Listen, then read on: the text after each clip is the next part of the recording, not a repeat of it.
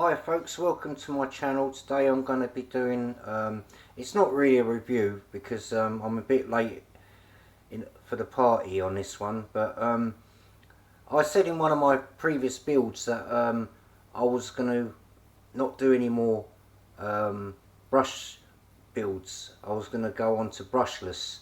So I bought this HAPPYMODEL MOBULA 6 to do just that. And the frame I was going to originally use meant that the wires would be too short on the motors to reach, and I wanted a frame that I could just like swap everything straight over, put some different props on it, and have kind of like a 80mm toothpick build. Well, that's coming up in a later video, but this is what I got as a starter, because it was cheaper to buy the whole thing than it would have been to buy the parts separately, you know, especially the camera and everything, and the motors and all that. It just worked out cheaper this way. In the bag you get 4 31mm gem fan props, a charger, a prop tool, and some screws and bits and pieces, spare canopy screws and motor screws and all that. You get 4 of these batteries. They're HAPPYMODEL's own. I've got one in the back of the quad. They're 300 milliamp an hour, high volts, 30 to 60 C, 1.14 watt hour. These quite surprised me, these batteries. I'll get onto that in a minute. And then you get well, I've got a couple of stickers, and then you got your Betaflight manual, like just how to set it up and all that, because this is a D8, FreeSky D8. So you get like I think it's a Runcam Nano in there. The motors are 0802. I got the 19,000 kV version, but they also do a 25,000 kV version. But I found that this has got plenty of thrust and power to do freestyle. Although the tuning I didn't find very good on it, so I nicked a tune from another channel, and I'm going to be trying that PID Pro, the PIDs on that. But I'm going to wait and see what happens first, because I want to try this on a different frame and see if the bigger props will be slightly better on that tune.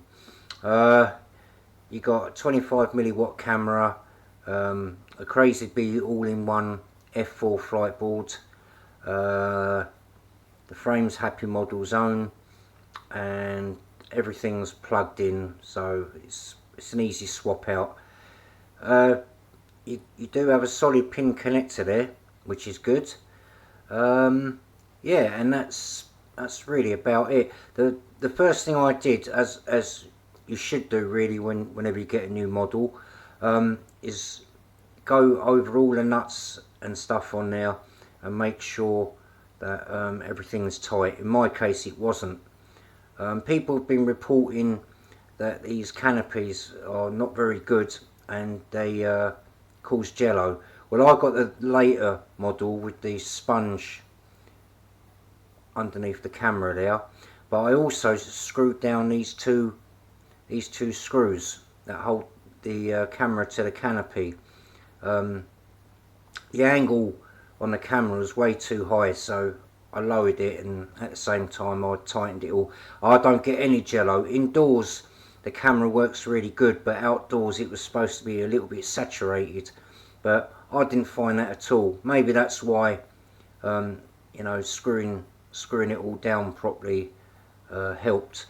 But my second plan was going to be, because this is good for turtle mode because it's got a nice round canopy, was to use 2 little O-rings, and like rubber O-rings, the type you know you can get in a car accessory shop, and I was going to put them in between the camera and the canopy to reduce the jello, but as I said, I didn't suffer from any of that, so it all worked out fine. Your bind buttons down there in the corner, right by one of the motor plugs. All my motor screws were a bit on the loose side. The battery bay was is a bit, well, the battery does slide about a bit in there. It's not a very tight fit. You could change this out to a newbie drone frame, one of their cockroach frames, which is what I was going to do. They got a much better battery holder on there. But what I do is I mount the battery with the leads going across like that, so the battery can't really slide forward that much. It didn't really give me an issue. A couple of times it slid forward, but it didn't alter the flight characteristics or anything. But yeah, that's what I would do. I would get a newbie drone frame. The only other thing I'd say as well is these props come very close to the inside of these rings, and I have scraped the ring a couple of times. I don't know whether this camera will pick it up, but there's some marks in there where the prop has actually started rubbing. But I'm not that bothered anyway, because I'm going to be swapping out this frame. Other than that, yeah, it's a good fly. It doesn't like doing split S's for some reason, but I think that's to do with the tune. I'm getting a lot of yaw washouts as well on certain manoeuvres. But again, like, we'll see what happens when I stick it in another frame. Now, going on to these batteries. Now, I thought these were going to be pure junk. Going by the C rating, all my newbie drone batteries and the ones that I reviewed a little while ago, the GMB 380s, they got higher C ratings than these. Even the lowest C rating on that is higher than the highest C rating on this. But I was getting about 3.5 minutes out of them, and I was getting 4.5 minutes out of these. That's inside flying and outside flying with a lot of throttle punches and acro moves and stuff like that. For some reason, these are really good. I've done about 15 flights outside and indoors, and I'm consistently hitting 4.5 minutes, and that's on just like 4.2 volts. If I high volt them, I'll probably get about an extra 20 seconds more, so we're talking just under 5 minutes. So yeah, that really surprised me. These batteries are outperforming my bigger, higher batteries with a higher C rating, and made by, you know, a more sort of reputable company. So yeah, I don't know, it's really weird that Happy Models don't seem to make good batteries, and these outperformed all of mine, which is weird because that's this is a brushless motor, so they, you know, 19,000 kV, they should be quite power hungry. But no, it's been great. That's about it really. Not really much more to say. Just make sure that, you know, if you get one of these, you tighten everything down prior to flying. But as I said, I bought this to use on another model. One of my props weren't very well pushed down as well. I had real trouble trying to get that off, and in the end I snapped it off and used a spare. I've got loads of these Gemfan props anyway. Yeah, so that's about all. It's got loads of thrust for what it is. You could probably do better if you put newbie drones Z props on there, or Uzi props, however they're pronounced. They're quite high pitched, so they might do better than this. But as I said, like, I didn't buy this for the intention of flying it around as a whoop. I just wanted this for the parts. And hopefully in my next video I'll have the build complete and a flight demo of it. It's not really a build as such, it's just a conversion really. But I'm going to be using the URAV UR80 frame, I think that's right. It's an 80mm frame, and you don't have to lengthen the wires or anything like that. It's a straight fit. I'll be using 40mm props on it, but I might go to 50mm, and because of this is quite a high kV for that size prop, I might have to put a throttle cap on it, probably about 70%, 80% throttle limit on it. But we'll see how it goes. But yeah, that's it, folks. Thanks for watching. I'll put on some flight footage of this, just so you can get an idea of what it handles like. And I'll catch you in the next one. Bye. Okay, so here's the flight footage, and I've got to say, I really don't want to dump this out in the grass there somewhere, because that grass is tall.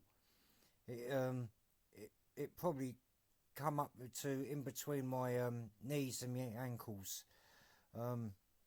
so I really don't want to be hunting this thing around. Yeah, I'll still manage to get just under 4.5 minutes flight time, and as you know, it is a bit windy, as you can tell by the your washouts there. That, but yeah, it did all right for an outdoor test. I didn't go sort of like full throttle the whole flight. I did a few punch outs and just did some basic stuff. Because of the wind, you see, I didn't want to end up in that long grass. You can see how long that grass is in a minute when I come below the tree line. You see it there. It's like that all over. Yeah, see how high it is there. It's like that through the whole field. So yeah, I decided to keep it sort of airborne, and try not to sort of lose it anywhere in the trees. Yeah, managed to do that tree dive all right, but that wind was quite bad. But yeah, it's just like an endurance test, really, just to see if I can get 4.5. Well, I knew I could anyway, because like I said, I've flown this loads of times outside. Still a couple of handling issues to sort out. This camera, for some reason, it's showing a lot of like a sort of, I think it's those props, you know. I'm getting like a red tinge on the left hand side of the screen, and I'm sure it's that prop that's causing that, because I don't get that indoors, and I don't get it on a sort of low level, you know, sort of like not a dull day, but not a sunny day as this. I don't get that, or at least I've never noticed it. Yeah, so this is the probably the last few flights I'm going to do before I strip this down. I just wanted to do this video, but I don't usually go for coloured props. Unless they're out of the camera shot, I would have changed these to black, which I have got. But you could tell, like, the thrust was okay for 19,000 kV. I'll go for a little fly behind me around here in the deserted car park.